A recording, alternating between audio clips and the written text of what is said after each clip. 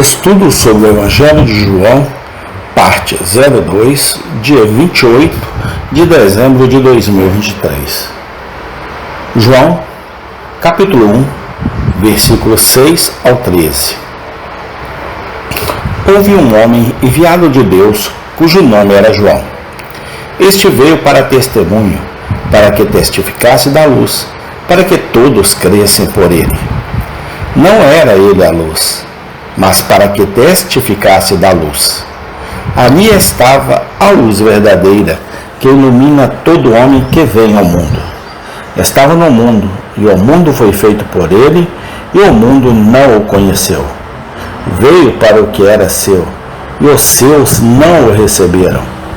Mas a todos quantos o receberam, deu-lhes o poder de serem feitos filhos de Deus, aos que creem no seu nome, os quais não nasceram do sangue, nem da vontade da carne, nem da vontade do homem, mas de Deus. João 1, 6 a 13.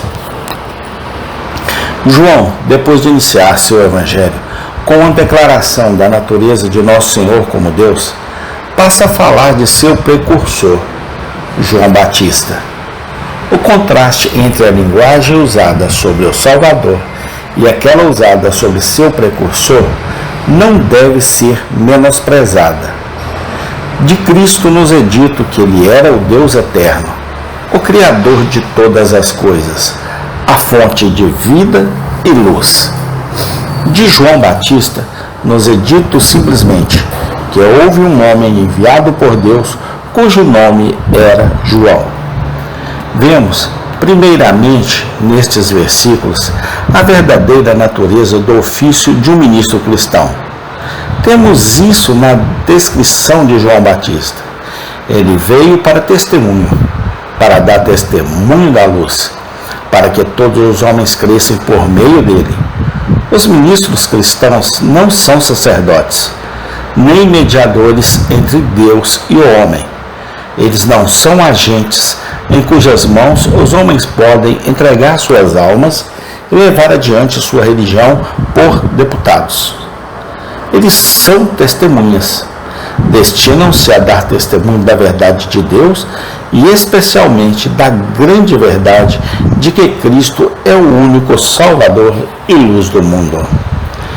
Este foi o ministério de Pedro no dia de Pentecostes. Com muitas outras palavras, ele testemunhou. Atos 2:40. Este foi todo o teor do ministério de Paulo. Ele testemunhou tanto aos judeus como aos gregos o arrependimento para com Deus e a fé para com nosso Senhor Jesus Cristo. Atos 20:21. A menos que um ministro cristão dê um testemunho completo de Cristo, ele não é fiel ao seu ofício. Testemunhar de Cristo, ele fez a sua parte e receberá a sua recompensa, embora seus ouvintes possam não acreditar em seu testemunho. Até que os ouvintes de um ministro creiam naquele Cristo de quem são contados, eles não recebem nenhum benefício do ministério. Satisfeitos e interessados, mas eles não são aproveitados até que creiam. O grande fim do testemunho de um ministro é que por meio dele os homens creiam. Vemos, em segundo lugar, nesses versículos, uma posição principal que nosso Senhor Jesus Cristo ocupa para com a humanidade.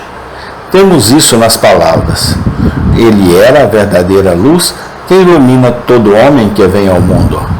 Cristo é para as almas dos homens o que o sol é para o mundo. Ele é o centro e a fonte de toda a luz espiritual, calor, vida, saúde, crescimento, beleza e fertilidade. Como o sol, ele brilha para o bem comum de toda a humanidade, para o alto e para o baixo, para o rico e para o pobre, para o judeu e para o grego. Como o sol, ele é livre para todos. Todos podem olhar para ele e beber saúde de sua luz. Se milhões de humanos fossem loucos o suficiente para morar em cavernas subterrâneas ou para enfaixar seus olhos, sua escuridão seria sua própria culpa e não culpa do sol. Assim, da mesma forma, se milhões de homens e mulheres amam as trevas mais do que a luz espiritual, a culpa deve ser colocada em seus corações cegos e não em Cristo. Seus corações tolos estão obscurecidos. João 3,19, Romanos 1,21. Mas quer os homens e mulheres vejam ou não, Cristo é o verdadeiro sol e a luz do mundo. Não há luz para os pecadores a não ser no Senhor Jesus. Vemos em terceiro lugar, nestes versículos, a desesperada maldade do coração natural do homem e da mulher. Temos isto nas palavras: Cristo estava no mundo e o mundo foi feito por ele, e o mundo não o conheceu. Ele veio para os seus, e os seus não o receberam. Cristo estava no mundo de forma invisível, muito antes de nascer da Virgem Maria. Ele esteve lá desde o início, governando, ordenando e governando toda a criação. Por ele, todas as coisas são mantidas juntas. Colossenses 1,17. Ele deu a todos vida e fôlego, chuva do céu e estações frutíferas. Por ele reinaram os reis e as nações aumentaram ou diminuíram. No entanto, os homens não o conheceram e não o honraram. Eles adoravam e serviam mais a criatura do que ao Criador. Romanos 1,25.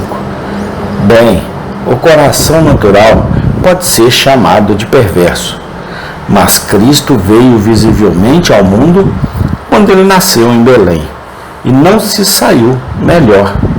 Ele veio para as mesmas pessoas que ele havia tirado do Egito e comprado para os seus. Ele veio para os judeus, a quem ele separou de outras nações e a quem ele se revelou pelos profetas.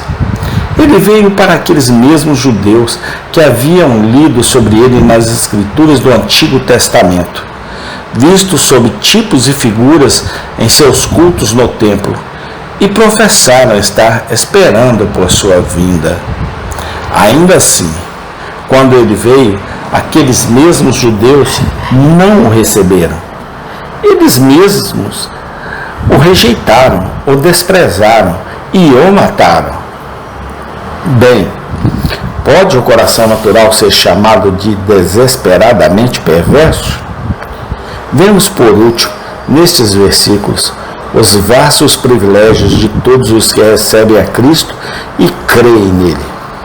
É-nos dito que a todos quantos o receberam, deu-lhes o poder de vos tornarem filhos de Deus, aos que creem no seu nome.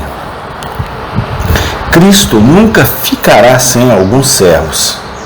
Se a grande maioria dos judeus não recebeu como o Messias, houve de qualquer forma alguns que o fizeram. A eles, ele deu o privilégio de serem filhos de Deus. Ele os adotou como membros da família de seu pai. Ele os considerou seus próprios irmãos e irmãs, osso de seu osso e carne de sua carne.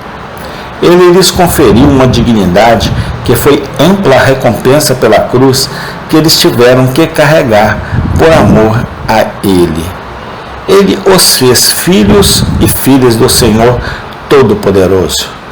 Privilégios como esses, lembre-se, são propriedades de todos em todas as épocas que recebem a Cristo pela fé e o seguem como seu Salvador. Eles são filhos de Deus pela fé em Cristo Jesus. Gálatas 3:26. Eles nascem de novo por um novo nascimento celestial e são adotados na família do Rei dos Reis. Poucos em números e desprezados pelo mundo como são, eles são cuidados com infinito amor por um Pai no céu, que por amor de seu Filho se agrada deles. Com o tempo, Ele lhes fornece tudo o que é para o bem deles. Na eternidade, Ele lhes dará uma coroa de glória que não murcha. Estas são grandes coisas, mas a fé em Cristo dá aos homens um amplo título para eles. Bons senhores, cuidem de seus servos, e Cristo cuida dos seus. Somos nós mesmos, filhos de Deus? Nascemos de novo? Temos a marca que sempre acompanham o novo nascimento?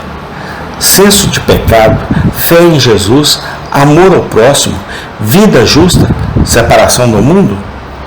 Nunca nos contentemos até que possamos dar uma resposta satisfatória a essas perguntas.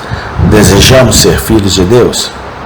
Então vamos receber a Cristo como nosso Salvador e crer nele com o coração. A cada um que assim o receber, Ele dará o privilégio de se tornar um filho de Deus. Amém. Tem continuação.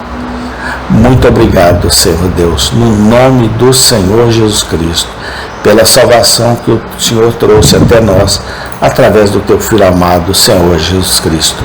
Amém.